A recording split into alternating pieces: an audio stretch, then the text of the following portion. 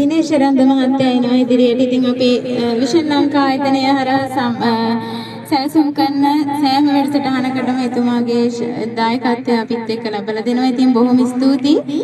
දිනේශ් ඉතින් මොකද හිතෙන්නේ? අත්‍තරම ගොඩක් සතුටුයි ආරම්භ ඉඳලා ඉතින් අර ඩිලානගේ ගෝවගේම යම් අපහසුතාවයන් තිබුණා නම් අපේ බොහෝසේ විනෝද වුණා. ඒක අපි බෞද්ධලික අත්දැකීමෙන් දැක්කා.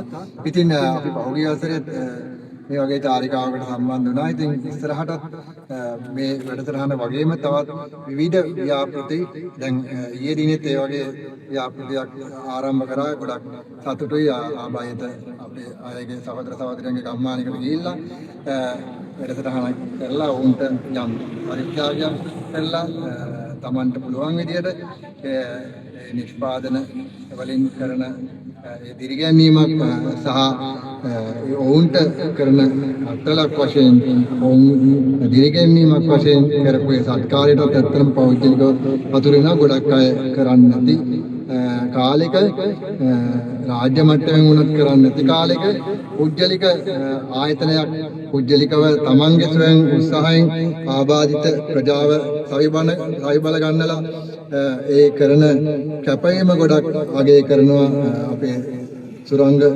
මහත්මයා ඇතුළු අපේ ඩිලානි ඇතුළු ඒ කණ්ඩායම. ඇත්තට මේ එතන ආයතන විශාල ලංකා ආයතනයේ සහෝදර සහෝදරයන් සියලු දෙනාම විශාල කැපවීමක් කරනවා.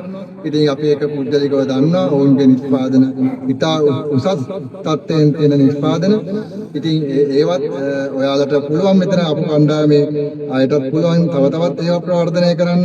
අපිටත් හැකි පමණින් අපි බලාපොරොත්තු වෙනවා දායකත්වය ලබා දෙන්න. ඉතින් බොහොම සතුටුයි අද මේ චාරිකාව ඉතා හොඳට කෙරුණා. යම් දේවල් වුණා ඒවා සාමාන්‍යයෙන් පොදුවේ හැම අවස්ථාවකදී වෙනවා. ඒවා ඉතින් කොහොමත් එහෙම තමයි.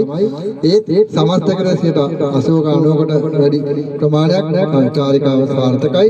ඉතින් සුබපත්වනවා විශාල ලංකා ආයතනයට තව තවත් නිවන් දේවල් ඉදිරියට කරන්න ලැබෙන්න කියලා. බොහොම ස්තුතියි.